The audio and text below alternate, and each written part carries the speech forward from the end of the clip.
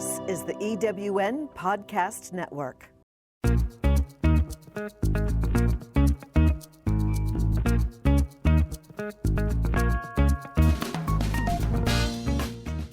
Welcome to Late Boomers, our podcast guide to creating your third act with style, power, and impact. Hi, I'm Kathy Worthington. And I'm Mary Elkins. Join us as we bring you conversations with successful entrepreneurs, entertainers, and people with vision who are making a difference in the world. Everyone has a story, and we'll take you along for the ride on each interview, recounting the journey our guests have taken to get where they are, inspiring you to create your own path to success. Let's get started. Hi, I'm Kathy Worthington. Welcome to Late Boomers. We're excited to have as our guest today, Oksana Kukurudza, whose parents immigrated to the United States from Ukraine after World War II. And she would like to talk to us about their experiences and about the current situation in Ukraine. And I'm Mary Elkins. Oksana is a Ukrainian-American businesswoman and author working on a narrative nonfiction book about her parents and Ukraine titled Sunflowers Bend But Rarely Break. We're looking forward to hearing your thoughts on the conflict today and about her book. Welcome, Oksana. Thank you, Kathy and Mary, for having me. I really appreciate it and look forward to our discussion today. And I'm looking forward to this subject. We are too. We're happy to have you. Please tell us a little bit about your background and how it influenced the work you're doing today. Sure. So I was born in the United States, very grateful for that. And I think I have that gratitude of being an American because I am the daughter of immigrants who chose the United States as this country, as opposed to being born into it. And the other thing that was interesting about my life too, and I think for a lot of either immigrants when they come over when they're really young, or those of us who are born into an immigrant family, is we never quite feel like we belong. Like we feel like we have one foot in two different cultures. So at home, I lived very much a Ukrainian culture and lifestyle. We ate a lot of Ukrainian food. There was a lot of Ukrainian music and Ukrainian culture all around us. But then when I stepped outside of my home and I went to school or I went to the store or different places, then it was very much an American culture. So I never quite felt like I belonged because Ukrainians are a bit stoic and resilient and serious, and Americans are much more optimistic and bubbly and friendly. And I was always a little mix of both. And so I think how that shaped me was I spent a lot of my life trying to figure myself out because I didn't quite know where I belonged. And I think it wasn't until in my early 20s where I embraced both sides of me, because I had this opportunity to go work in Ukraine, that I realized that I have two faces and that's okay. And I learned to kind of meld them to maybe be the best of me. And so I think how that helps me too is in the work that I do come across a lot of people from different cultures and from all over the world. And I always seek to ask questions first and not make assumptions and learn more about them and try to find some common interests. And I think it's helped me to form good friendships with people all over the place, as well as to formulate strong teams that come from very diverse backgrounds. Well, I do want to hear more about the culture differences and also about food, but I'd like to know, what was Ukraine like in the 1990s when you were there, and also how it changed in the 21st century? And another question, way too many, but what happened to bring about the crisis today? Those are all very good questions to ask, and there will be a lot of answers to them. So it was really interesting moving to Ukraine, and I moved there in January of 1996. And the first thing I noticed is how cold winter is in Ukraine. Yeah. I bet. There are discussions of invasions that happen. I think Napoleon and even Hitler invading, Ukraine and Russia in the wintertime. It really isn't a good idea because it is very cold there. And so that was the first thing, my first impression when I went to Ukraine for the first time. The other thing I saw was that there was definitely a dichotomy in Ukraine when I was there in the mid 1990s. There was one side of it, which I would say would be the older people, the people that were born and raised and I guess more formulated in Soviet society, that were very upset and very sad with what was happening. And there was a lot of poverty in Ukraine at the time. And you would see kind of old pensioner women, on the streets. They weren't begging in the traditional way that we see it, but, they would just, have their heads down and their arms out and their hands out. Oh. Just needing money. And those were the really sad things to see about Ukraine. But then on the other hand, I had the opportunity to work for this Western company where I was able to travel around quite a bit because I did public accounting for Deloitte and Touche. And so I worked with a lot of young people that were in their early 20s and mid 20s. And even though there was poverty there, they saw so much opportunity. They were so excited to see Westerners coming to Ukraine and Western companies, and they saw so much opportunity in the changes that were happening in Ukraine in the early days, where I think it was leaving the older generation out. So it was definitely, kind of a mixed bag in terms of what I experienced there. I would say the other thing culturally, and I think this will help explain what's happening today, is when Ukraine was part of the Russian Empire, as well as the Soviet Union, especially the more eastern parts, the Russian government at the time, or leadership, really tried to Russify the Ukrainian population that was under its control, like 300 years of Russification. And so the other thing I noticed, because I did have the opportunity to travel about, so my home base was Kiev, but I had the opportunity to work in the western parts of Ukraine and in the eastern parts. And the other thing that you would find is when you started in the West, most of the population spoke Ukrainian. The further that you moved east, and the furthest that I was able to work was in Dnipro, which at the time was called Dnipropetrovsk. By the time I got there, it was, 70, 80% Russian speaking as opposed to Ukrainian speaking. And so it was Is it still? interesting to see that. Well, no. So I have a sort of an interesting story after many years after I left Ukraine. I think it was 2016. So it was after the first invasion by Putin and the Russian Federation.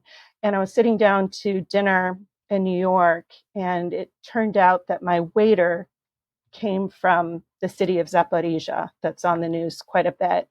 And so when I heard he was from Zaporizhia, I asked him, "Oh, so you must, come from a Russian-speaking family?" And he got very upset with me, and he said, "No, I'm Ukrainian, and we only speak Ukrainian at home." And that was the first time I realized that there had been a monumental change happening throughout the country of Ukraine, not just the western parts, where Ukrainians really wanted to start embracing more their Ukrainian language and their culture and create something distinct that always existed, but was melded together with Russia because there was a lot of intermarriage that happened, especially in the areas that were close to the border. And from everything that I have been seeing and reading about and talking with former colleagues that still have family in Ukraine or still living in Ukraine, that there's just much more embracing of being Ukrainian, learning the language, and really leaving behind that kind of Russified legacy. Mm.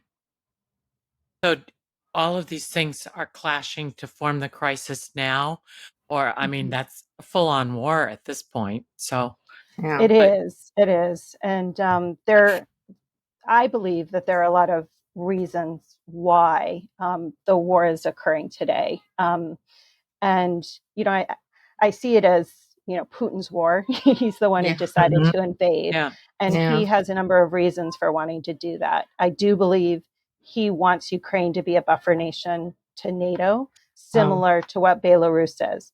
And Mhm. Ukraine has decided to take this journey to be closer to the European Union and to the Mhm. West, and to leave behind the legacy of communism, of Mhm. dictatorships. And that's something that, I just don't believe that Putin wants to see happen. Mhm. The other is the areas that Putin's been invading are rich in mineral wealth. And we Mhm. know that Mhm. that that Putin's power comes from the oligarchs. So that's another reason why he doesn't want to let Ukraine go. A third reason Mhm. I believe that he wants to keep Ukraine close to him or a part of Russia has to do with the complications of history between Russia, Ukraine, and Belarus. The origins of each of those modern nations goes back to the Slavonic people of Kiev Rus. And the center of that empire and that culture was in Kiev. And it started in the 500s. And the Grand Prince of Kiev, who ruled all of Kiev Rus, sat in Kiev. And when the Mongols came in and invaded, Kiev Rus died off. But before they did that, before that happened, it had quite a legacy of culture, as well as it was a decision of the Grand Prince to turn or convert all of the Slavonic people to Orthodoxy, the Orthodoxy Mhm. religion.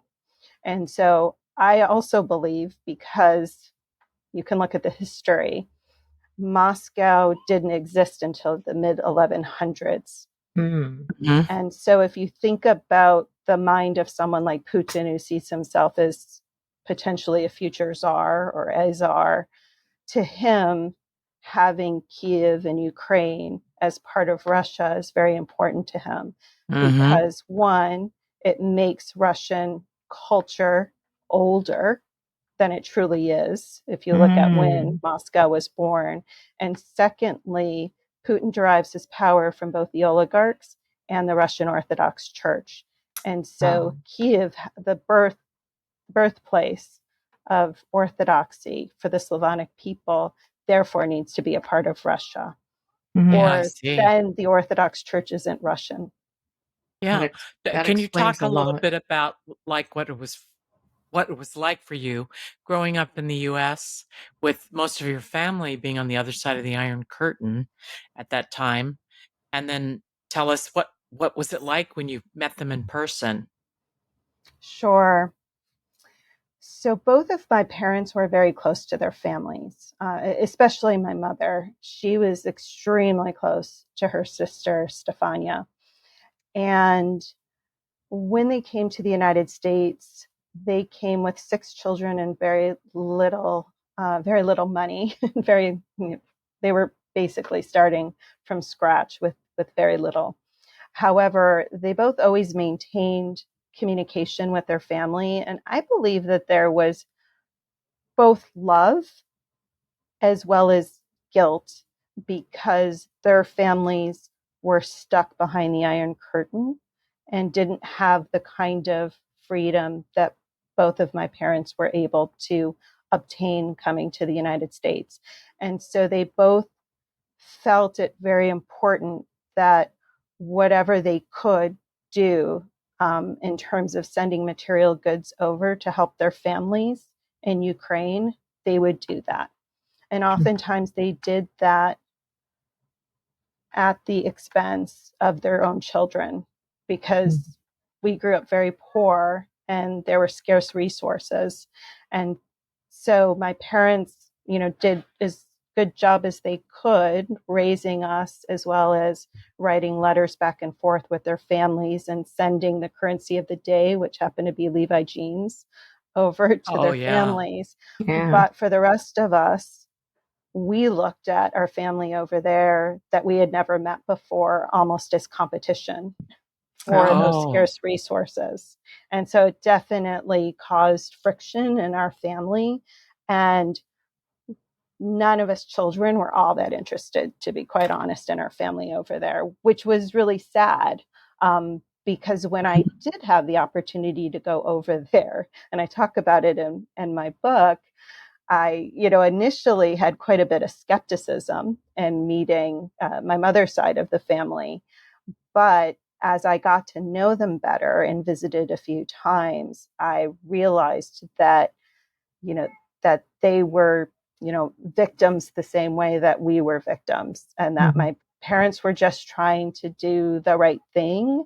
And they didn't know what was happening on our side, like we didn't know what was happening to them. And so we've definitely reconciled. And in fact, I have a second cousin, Stefania's, I guess it would be Stefania's grandson, who is in New Jersey today, and he and I are very close.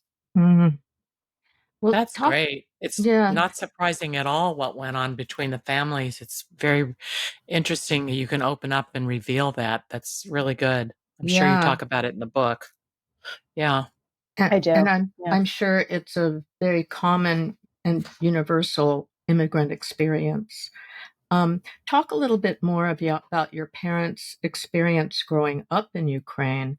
And then, as you talk about in your book, they had to work as slaves for the Third Reich, and then they became refugees before making their home in the U.S. That is They did. quite a tale. Talk about that a little, if you would. Sure, sure. So my mother was born in a small little village outside of, in the Lvivska Oblast, but in the Carpathian Mountains. So she was very much a mountain girl.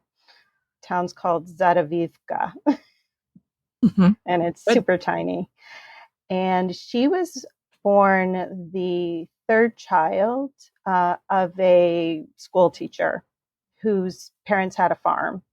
Mm. And unfortunately, when my mother was quite small, her mother died of pneumonia, Mm. and her father remarried. And he remarried, I believe, my hypothesis, because he had three small children and he needed someone to help him raise the children so that he could focus on the farm as well as his reading and his scholarly work. And the stepmother had two more sons, and they had issues on the farm, a bad harvest, and what kind of devastation a bad harvest can cause. Mhm. And so the stepmother, it's almost like a Cinderella story, the way that my mother would Ah. tell it. She put the three older children, convinced my mother's father, my grandfather, to pull the three older children out of school to permanently work the farm. And my mother was a prolific reader. She was only in the third grade at the time, but she loved reading. And so she was absolutely devastated from that and not being able to pursue her education. My father was born in a small town outside of the city of Ternopil, or the Ternopolska Oblast. And he was Mhm. born and raised in a family of subsistent farmers.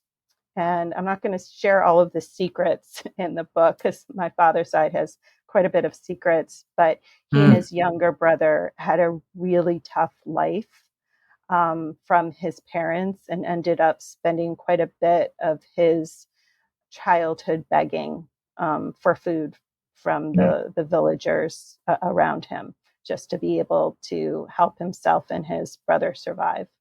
So they Mm. both came with very difficult tales in growing up. And when the Nazis invaded from Germany into Poland.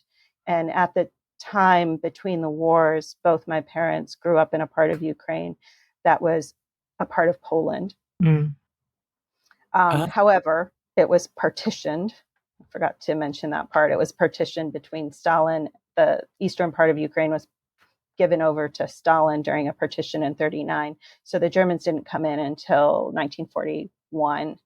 But in late 1941, early 1942, the Germans were advertising through really serious propaganda. I mean, posters, they went into the churches, and they were telling everyone in the villages that there were these wonderful jobs in Germany because Germany needed people to help, raise the food, work on the farms, and work in the factories to support the war.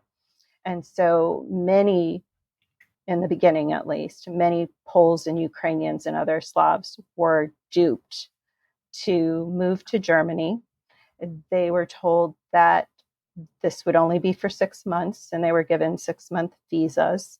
And it wasn't until they arrived they were put into, transition camps, we'll call them. Their papers were taken away. Many of them were sold at auction, not unlike what we saw in our own history. And that happened to both of my parents. They came separately because my mother was 17, my father was 20 at the time. I know a lot more about my mother's background. She ended up in an agricultural labor camp, forced labor, slave labor camp outside of Magdeburg in Eastern Germany. And that's where she spent the rest of the time during the war, working 12-hour days with very little food. Initially, she was out in the fields. She worked very hard to learn German, and she was eventually given more freedom to go into the village, like got a day off here or there, and eventually was moved into a greenhouse where the work was a little bit better. She would try to, find ways to save food and to help others. And she had these premonitions. I mean, she had sort of a sixth sense about herself. And so when the Allies started bombing Magdeburg, she would get these premonitions of the bombs coming. And in fact, and I talk about it in the book, there was a situation where she had a premonition that a bomb would hit their barracks. And she told the women around her to get out, and some of them listened to her and some of them didn't. But she saved many lives that day. Oh, wow. But yes. their escape stories must be off the charts interesting, because how did they escape? Yes. So I know a lot about my mother's story because in 1988, when I was writing college essay admissions, I asked if I could interview her, and she said yes. And I talk about it in the book. And so I recall her telling me about how she was in the camp in Magdeburg, and the, quote unquote Russians were coming. And many people didn't believe that they were coming because at that time, her camp had been initially liberated by the U.S. Army. Mm. However, they had deals to hand things over based on how the map of occupied Germany was drawn up for occupation of all of the Allies. And so my mother decided to escape. She was able to slip away because it was pretty chaotic at the end of the war. And she spent 2 weeks in the woods trying to find the U.S. Army to be liberated. And because she had learned German, and she was very fair-haired and fair-eyed, so she had dark blonde hair and she had hazel, like greenish hazel eyes, and she spoke decent German. And when she felt it was safe, she would knock on the doors of farmers and ask them German farmers and ask them where the Americans were, and they would help her. Ah, boy, was she However, smart. Yeah. yes, however, one day she did get stopped by police and she ended up in jail, a German jail, for about 3 nights before they let her go. Oh, But that she must made have it been out, harrowing. and she made it to the US Army, and she asked for refugee status, and they gave it to her because they didn't do this for everyone. There were 12 million Slavs that were first duped into coming to Germany, but then the Germans just started kidnapping them because, of course, word got around. And so Oh, after the war, many millions survived, and they were in these occupation zones, either being liberated by the Russians or by the Western allies.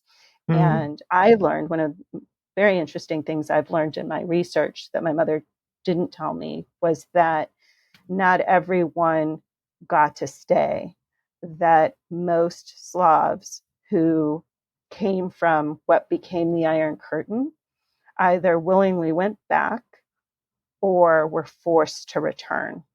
So after the mhm. war, they actually separated people by the ones that were Western European versus the ones that were Eastern European that would have to be sent home. And so I never realized how lucky both my parents were to be Yeah. Mhm. liberated by compassionate Americans who I gave just them keep thinking refugee about status. that because she spoke German, but she didn't speak English, Yeah, She did my right? not And question speak English. exactly.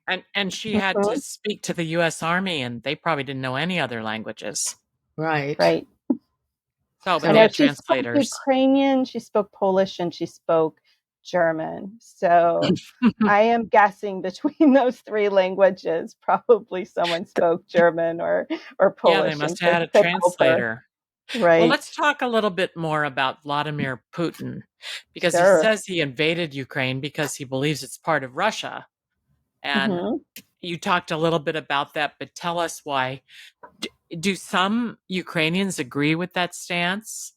And I think you obviously disagree with that. Yes. Honestly, I don't believe there's a single Ukrainian. I mean, maybe there's a few odd ones that were paid off or something, but even Ukrainians that speak Russian, they they feel Ukrainian. So even in the mid 1990s, when I worked in the cities of Dnipro, Kryvyi, where Zelensky is from, and even though I met so many Ukrainians that spoke only Russian, they were still proud Ukrainians. So I don't believe any of them Mm, really feel that Ukraine is Russia. They've always felt like Russia was their brothers. And when you spoke with Russians, they've always felt that Ukrainians were their brothers. Now, there was a little bit of a look down upon, like they would say, these are my little brothers, as opposed to equal brothers. But there was mhm, still this brotherhood between the two of them. And what's interesting is, I explained a little bit about at least my hypotheses on why Putin's invading and why he believes it's mhm, Russia's Ukraine, because he needs it to be for his mhm, history and for his legacy and because of the Orthodox Church. But what he's actually done by invading is the opposite. So he has right. made Ukrainians more Ukrainian and more mhm, fervently Ukrainian and mhm, given them a full identity I'm even embracing my language and I'm disregarding anything and everything Russian, which is good in one way because I as a Ukrainian and I grew up in Western Ukraine, which is very, fervently Ukrainian, I'm happy to see them embrace Mm. their identity and their culture. However, I don't know what the long term legacy will be because, Yeah. will this war drag on now forever because Putin and Russia has now created 40 million enemies next door? And will there ever be a resolution because of the bad blood that's happened? I mean, I would much rather have had Ukraine peacefully transition towards the European Union and pulled Russia that way than have this conflict, which could, for hundreds of years, create this animosity and bad blood between these two nations. Don't you think a lot of it would go away, though, if Putin passes away? I wish somebody kills him. If somebody, I wish the answer were that easy. Unfortunately, there are probably lots of mini Putins out there. Yeah, lots of oligarchs. Yeah, exactly. So, unfortunately, at least from what I've read, I think because he spent so much time setting up his mafia state in Russia, even though he's never pointed a finger and said, "This is my successor," there could be a few more of like him out there. I think what we can always hope for is maybe there's another Gorbachev in hiding. Navalny. That there is an oligarch that would be supportive of someone like Navalny, who would take Russia down a path of democracy. There's always that hope. But my bit of cynical Ukrainian side says, I'm a little half empty on this one. So you think the Ukraine just has to win the war in order for it to gain its total freedom and independence? I do. I believe that this really is their war of independence, not unlike what the United States had to do with 2 wars against against Britain to really achieve our independence. Yeah. Or at least make it so bad for Russia that they withdraw. Well, they're starting to drop drones on them, so that'll tell. Yes, we shall see. How do you think that the Ukrainians developed such resilience to fight back? Yeah, so a lot of that, in my perspective, goes back to Ukrainian history. The name Ukraine itself means borderland. And if you see geographically where Ukraine sits, and if you know much about history, I'm a bit of a student of history, I'm not a historian, but it sits in the middle. It's always sat in the middle of great empires. It was once a great empire itself, but once Kiev Rus dissolved, it sat between empires in Poland, in Germany, in Russia. And over the years, Ukraine's had many masters, whether the masters were Mongols or the masters were Russians or Poles or Austro-Hungarians and Germans. So the Ukrainian people themselves, and it's a little bit of the name of my book, which is Sunflowers Bend. So Ukrainians are very good at being flexible and bending, and also they're very good at taking care of themselves. So they're very self-reliant, and the villages and the communities just learn to take care of themselves and not really care who is in power. And I believe that created this sense of resilience in terms of, well, it doesn't really matter who's in charge. We're just going to go about taking care of ourselves and each other. However, since 1991, Ukraine's been an independent country. And for the first time in hundreds and hundreds of years, they've been able to chart their own course. And in those 30 years, they've been a democracy, much more so than Russia has. They've had 6 presidents. Russia's had, I'm going to say 2, because I'm not going to count Medvedev, because he was just keeping the seat warm. And so they've, I think, realized that, they have a democracy. It's imperfect. There's a lot of corruption there, and all of that is true. And I saw it when I lived there back in the 90s. But they're optimistic now. And so they're resilient because they've had this 30 years of freedom and charting their own course. And now they don't want to give it up. Yeah, who would? Right. And they see their future in the West, and they don't want to go backward. They don't want to go back to a dictatorship. Could you talk a little bit about how you're writing this book now? And it's called Sunflowers Bend, but Rarely Break. Tell us what the title signifies and what about the process of writing this now? Sure. So I am writing this book now because I've always thought my parents had a really interesting story to begin with. And it's one that really is a little known fact in history, and a big part of our history in terms of World War II. But not many people talk about the Slavic slave camp experience and that it was 12 million people impacted by it. And then you had the refugee crisis afterwards, where so many of these people were stuck in Europe. And I see the airy familiarness of my parents' experience with what's happening in current day Russo-Ukraine war, between the 6 million Ukrainian refugees living outside of Ukraine today, the 700,000 kidnapped children, Ukrainian children, that have been taken to Russia against their will, the unknown numbers, right, of Ukrainian people in internment camps and reprogramming camps in occupied Ukraine and Russia. I feel like history is repeating itself again. And I really need to tell this story of my parents, to shine a light on little known history, as well as it's happening all over again. It's repeating itself, even though we said as a global community that this shouldn't happen again. But yet it's happening again.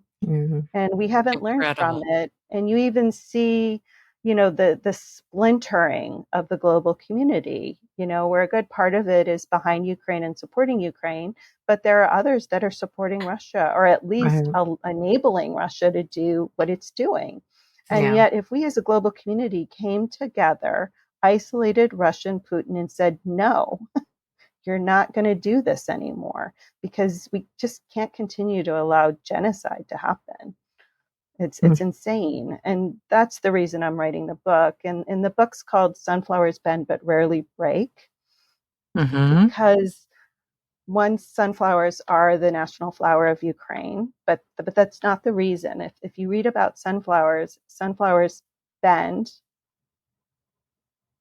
for the sunlight, even in the dark. I love And that. so it's the symbolism of how my parents never gave up hope their entire lives, that they could have a better life. And they did achieve a better life. And they raised 12 children and lots of grandchildren. And so they have a nice big legacy that they left. And I hope the same for all of the Ukrainians in Ukraine, that those 40 million sunflowers, knock on wood, those 40 million sunflowers, continue to have that hope, and they will reach the sun one day soon. I can't get the picture out of my head before this war started of young people sitting at coffee shops outside having an afternoon coffee, just like we do here. And then suddenly everything's destroyed. And it's frightening to think that if it can happen there, it can happen anywhere. And that's the picture that's very scary and should scare people in other places in the world. Don't you agree? I agree. And most of my colleagues that I knew back when I worked in Kiev, most of them are no longer in Ukraine. They're in cities like Luxembourg, they're in Vienna, or they're in the United States, because they've been forced from their homes. They would love to be in Ukraine right now, but it's not safe for them, and it's not safe for their children, and it's not the right environment to raise children. And they're the lucky ones, because they're well educated, they're professionals, they can afford to leave. Not everyone can. Yeah, and all the people who've died because of the war, it's just frightening.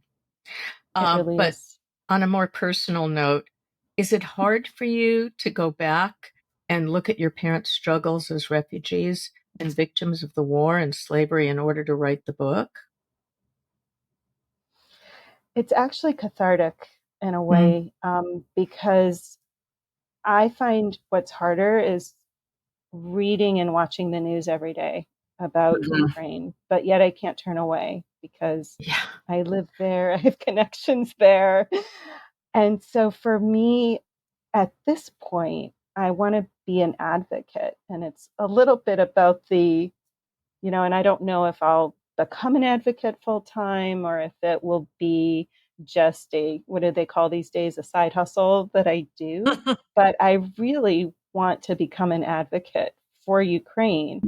And, one of the ways I believe I can do this is maybe, starting with this book. If I can get the book published, I can educate people in the West, not just about the history and how it reflects on Ukraine today, but also maybe give a little bit into the insights and psyche of the Ukrainian culture and Ukrainian mind, and raise some money to help Ukraine, help the Ukrainian refugee crisis, help Ukraine in its reconstruction.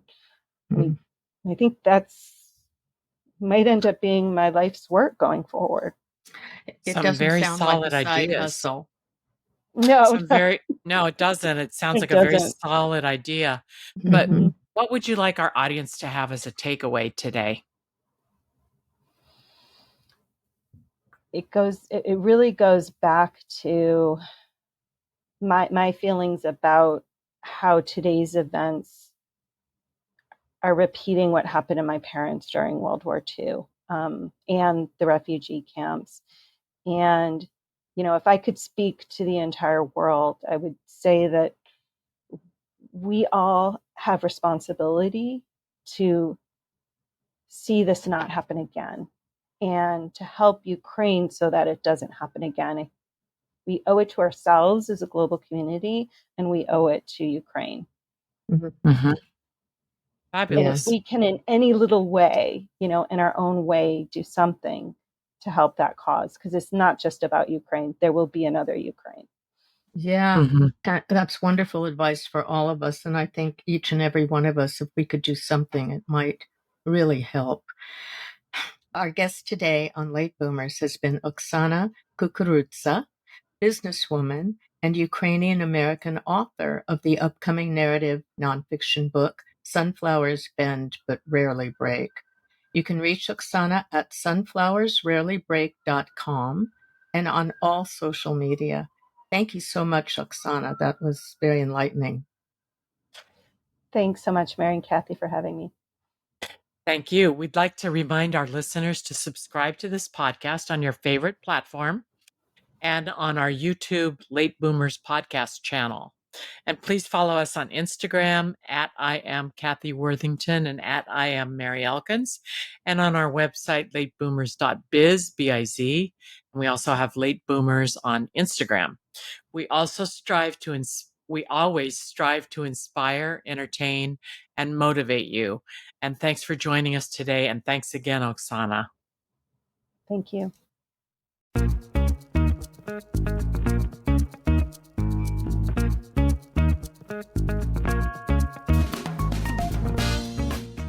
Thank you for joining us on Late Boomers, the podcast that is your guide to creating a third act with style, power, and impact. Please visit our website and get in touch with us at lateboomers.biz.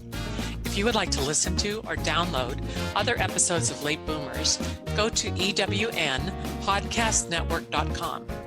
This podcast is also available on Spotify, Apple Podcast, and most other major podcast sites. We hope you make use of the wisdom you've gained here and that you enjoy a successful third act with your own style, power, and impact.